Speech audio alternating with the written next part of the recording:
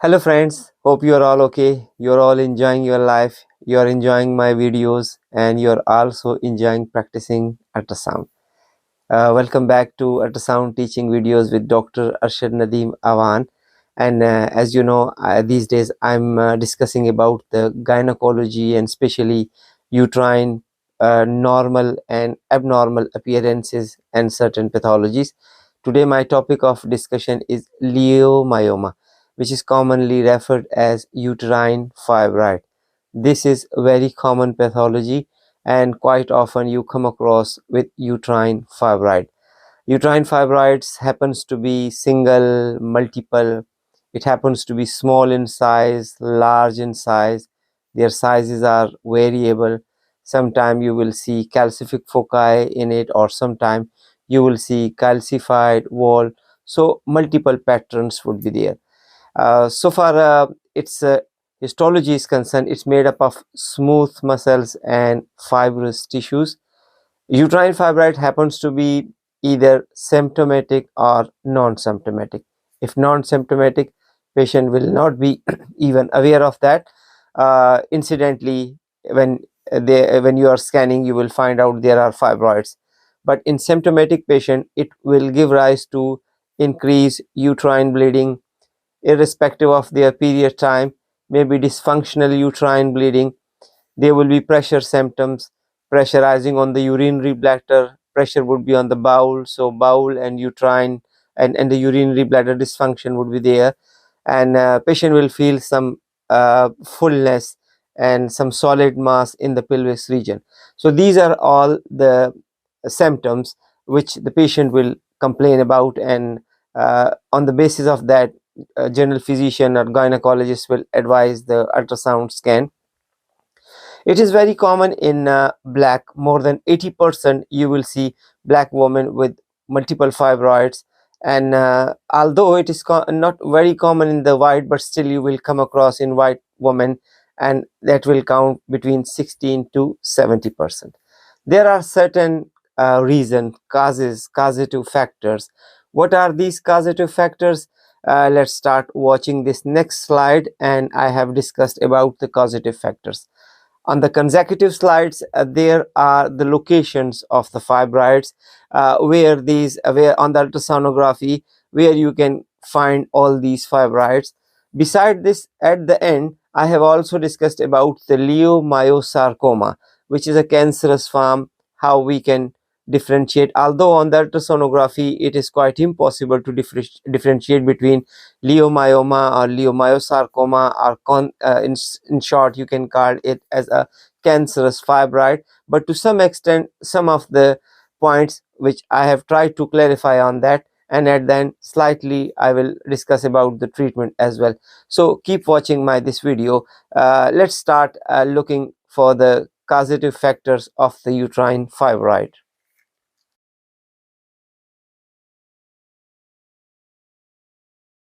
These are the reasons for the enlargement of the uterus.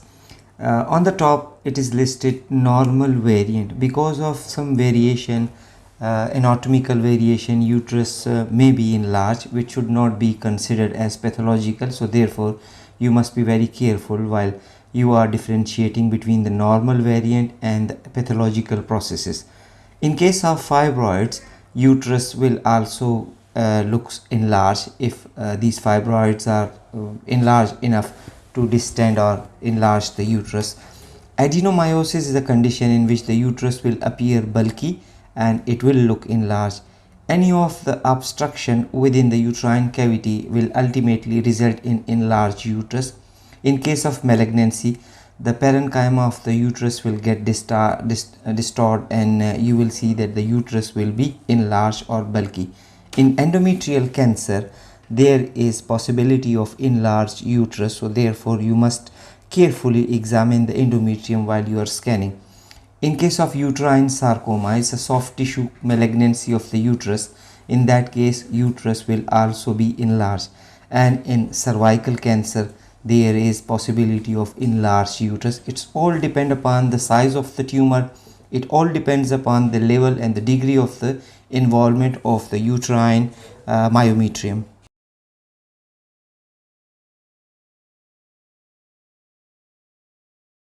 This image beautifully explains the location of the fibroid. On the top, in the fundal region, you can see these are intramural fibroid when these are within the myometrium, so that would be considered as intramural fibroids. Pedunculated submucosal fibroid which pedunculate or prolapse within the uterine cavity, so that would be pedunculated or submucosal fibroid. The another form is that is a subserosal fibroid. If it is in the serous layer of the myometrium, so that would be subserosal fibroid. And another one, if it is at myometrio-endometrial interface, that would be called as submucosal fibroid.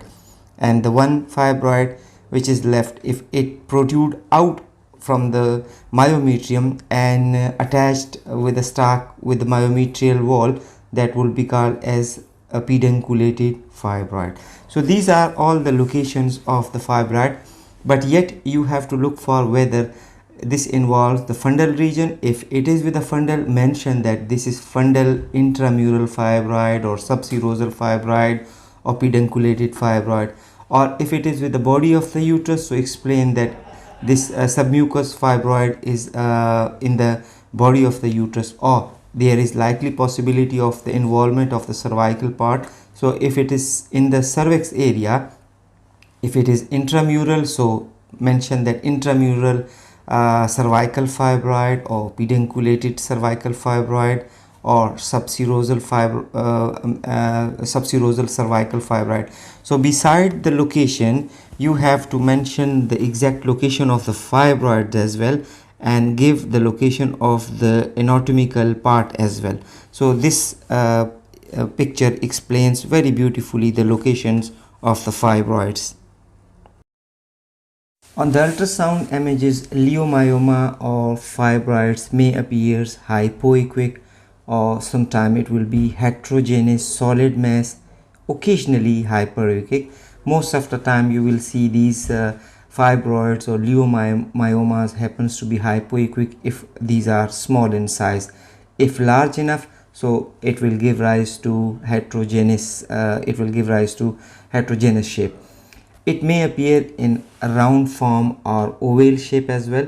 Sometimes it may distort the external uterine contour if these are multiple, or sometimes it may distort the endometrium, or maybe pushing the endometrium either forward or backward or superiorly. It depends upon its size and it's depend upon its location as well. So in both conditions, either the endometrium would be distorted if these are intramural fibroids, or it may distort the uterine contour if these are subserosal or pedunculated fibroids.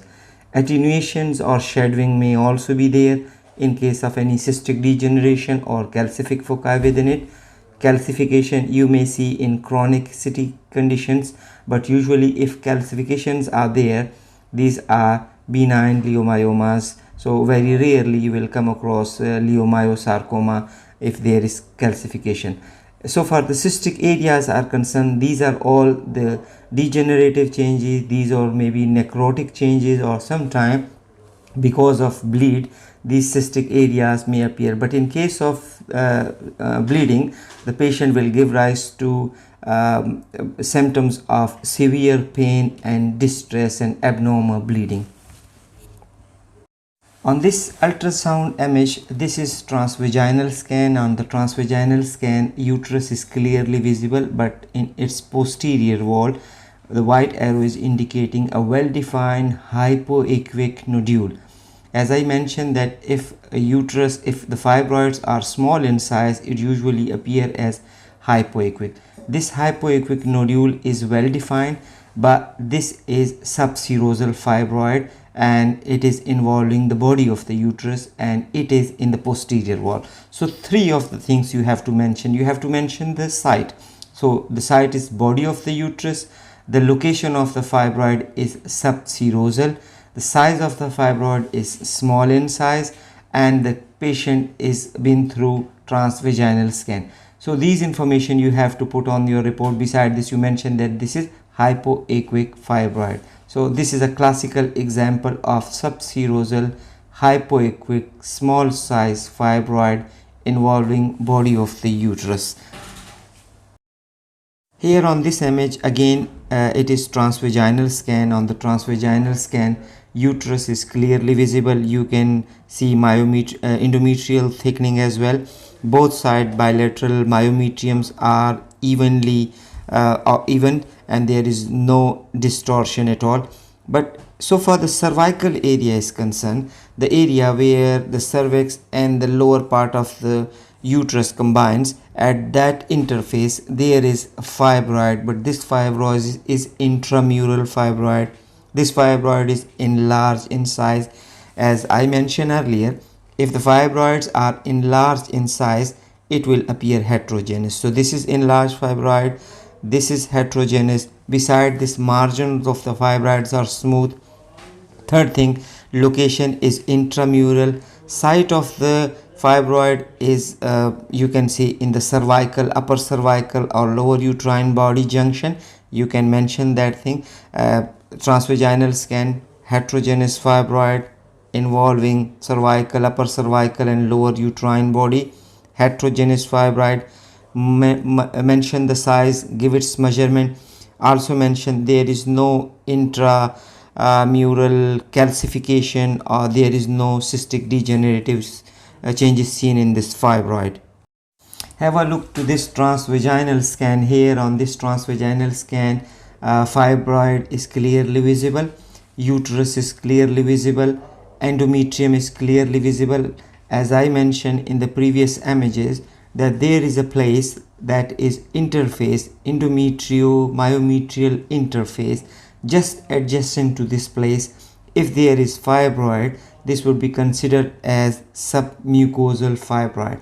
This is classical example of a submucosal fibroid, but this fibroid is small in size, that's why it appears as hypoequic.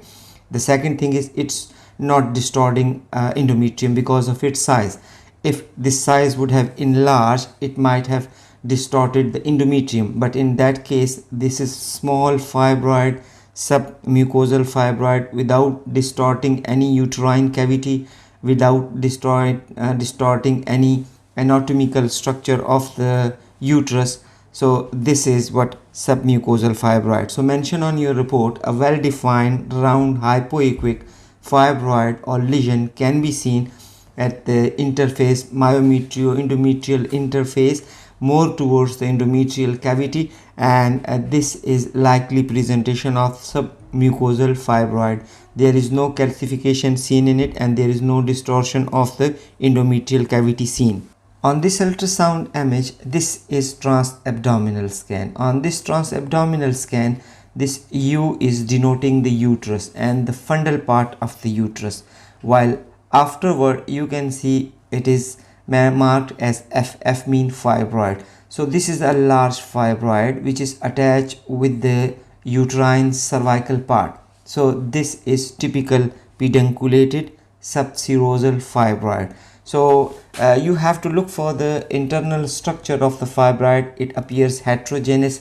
Secondly, there is vascularity within the fibroid. Third, a lot of heterogeneity, hypoequic, isoequic, anequic area can be seen within this fibroid.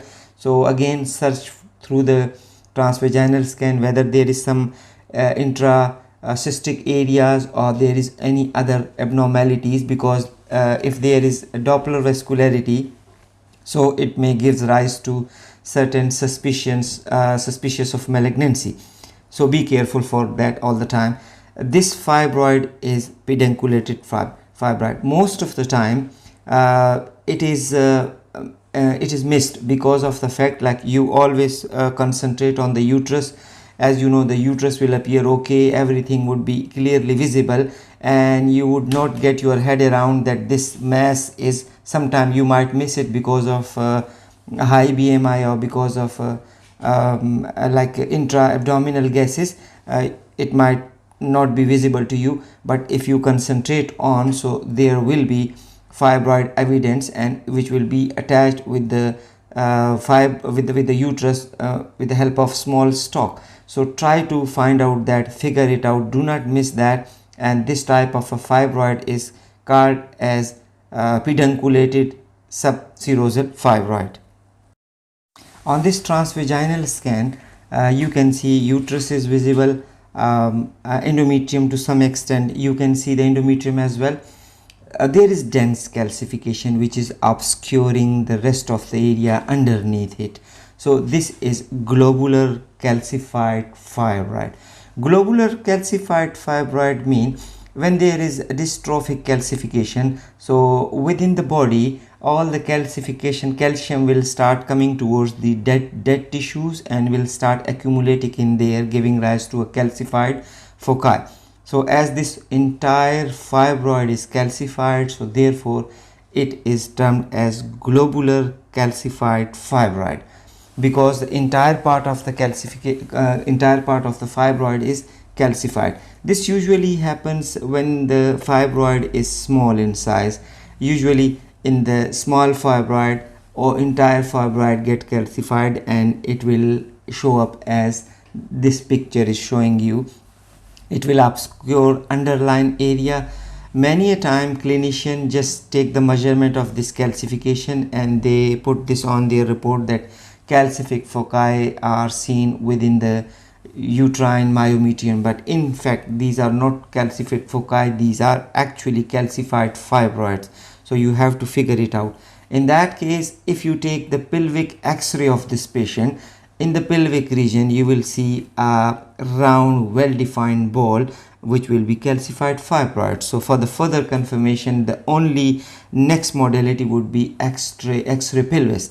So just do the x-ray pelvis instead of advising the patient for MRI. Though MRI in that case is not the next modality. The next modality is just do the pelvic x-ray, and on the x-ray you will see well-defined calcified ball which will confirm its existence, or which will confirm the existence of fibroid. On this ultrasound images, as this is a transabdominal scan, because for the transabdominal scan you need to have the full bladder. So full bladder is there. Underneath the full bladder you can appreciate the uterus. Endometrium is clearly visible. You can take the endometrium thickening. It seems like this endometrium is in its early secretory phase. So far the lower part of the uterus is concerned, you can see an echogenic rim around an isoechoic lesion. Actually this is fibroid, and this fibroid having peripheral calcification.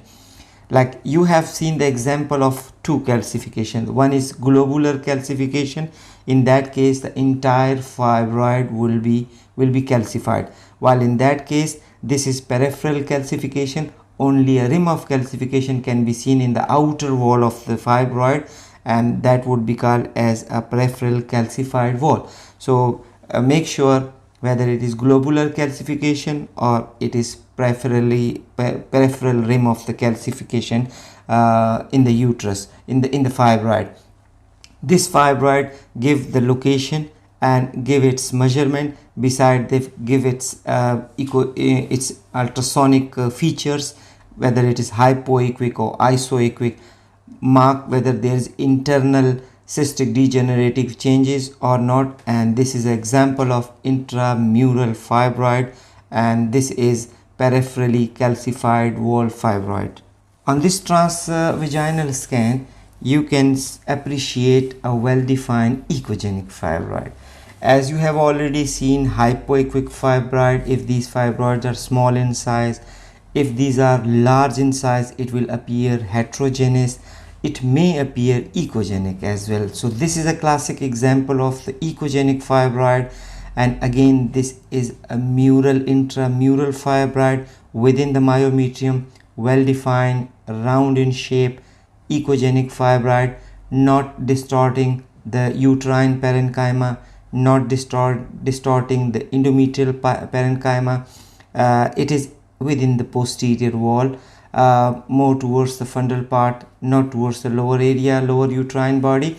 So in that case, mention on your report that a well-defined echogenic fibroid can be seen in the posterior wall with the location of intramural, so there is no internal cystic degenerative changes are seen.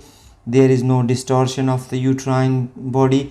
There is no distortion of the endometrial cavity. No compression symptoms are seen. Put the Doppler on it. If vascularity, mention. If not, just mention there is no vascularity seen on the Doppler imaging. This is transvaginal scan, and on this transvaginal scan you can appreciate uterus, endometrial cavity, endometrial thickening can also be picked up on this scan, although fibroid is a bit heterogeneous with cystic degenerative changes. On the ultrasound, this TVS scan, if you concentrate, so you can find that the myometrium is a bit heterogeneous. Now come to the fibroid. This is the fibroid with central cystic degenerative changes, or you can also call it is necrotic changes. Fibroid is fairly well defined. So far the location is concerned, it is intramural and it is at the junction between uterine body and the cervical region. So this is intramural fibroid with cystic degenerative changes. What you need to do is, on the report, mention the location first of all, mention the other part of the uterus as well, clearly mention that there is significant cystic degenerative changes within the fibroid. This may likely be necrotic area, this may likely be hemorrhage, whatever it may be, but when you mention that these are cystic degenerative changes, it carry the sense of both, maybe hemorrhage or maybe necrotic area. So this is a classical example of fibroid with cystic degenerative changes. And this transvaginal scan shows submucosal fibroid. In submucosal fibroid, here you can see that the endometrial cavity has small fluid in it. Because of the presence of the fluid, this submucosal fibroid becomes easy to visualize. So this white arrow is indicating submucosal fibroid. This is small fibroid, hypoechoic in structure. Myometrium is clearly visible. Endometrial cavity shows small fluid in it. This is the area where you can label it as an endometrio-myometrial interface, but because it is more towards the mucosal part, this is more towards the endometrial cavity, so therefore it would be mucosal fibroid. So this was a specific fibroid structure which you can only appreciate on the transvaginal scan. On the transabdominal scan, you cannot easily pick this finding, this type of a fibroid. So you have seen all sort of fibroids here. You have seen echogenic fibroid, hypoechoic fibroid, heterogeneous fibroid, globular calcified fibroid wall you have also seen, and you have seen mucosal fibroid. Just mention the size, site and the area.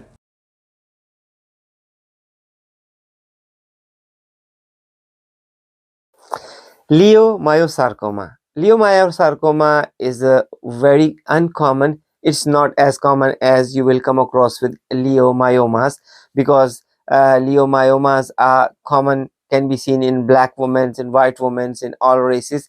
But so far leiomyosarcoma is concerned, it is really very rare, but still possibility is there, and you may come across with leiomyosarcoma while you are imaging or while you are doing ultrasound imaging.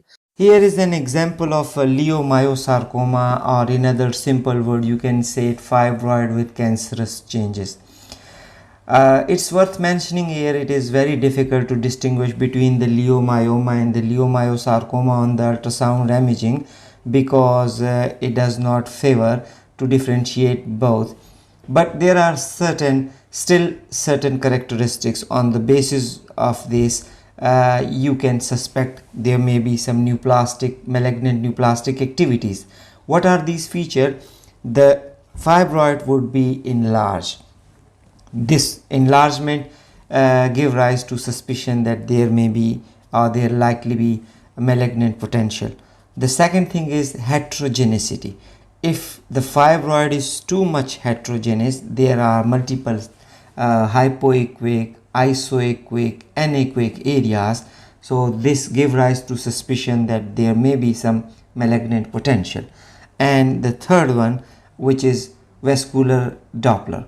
On the vascularity, if you put the Doppler signal on and if it is vascular, it means that the feeding arteries are there and this fibroid has been fed by the blood, and it's getting its nutrition. That's why it's getting enlarged. So vascularity is also an indicative feature of malignancy. So if it is enlarged in size, if it is heterogeneous in size, heterogeneous in echogenicity, if there is cystic degenerative changes, and if there is vascularity, you can think of leiomyosarcoma. Yes, again, for supporting all these information and all these features, have a look for this fibroid. All the characteristic which I have mentioned earlier, it's completing here. This is enlarged fibroid. There is cystic degenerative changes in it. It is heterogeneous as well. Specks of calcification, tiny echogenic areas can also be seen. Isoechoic area can be seen, anechoic area can be seen, hypoechoic areas can be seen. All sort of echogenicity can be seen within this fibroid. And beside this, although on this images it has not shown that there is vascularity or no, but this was a vascular fibroid. So whenever there is a hypervascularity within the fibroid, it gives rise to suspicion that there is malignant potential, because feeding arteries supplying the fibroid, it's giving nutrition to the fibroid, and as a result it's getting bigger and bigger day by day. So these are few features on the ultrasonic imaging which you can appreciate or distinguish between leiomyoma and leiomyosarcoma. But again, I would mention here that you cannot confidently say that this fibroid has malignant potential or not. You have to go for further histologically investigation, because after the biopsy you can confirm whether there is malignant potential or not.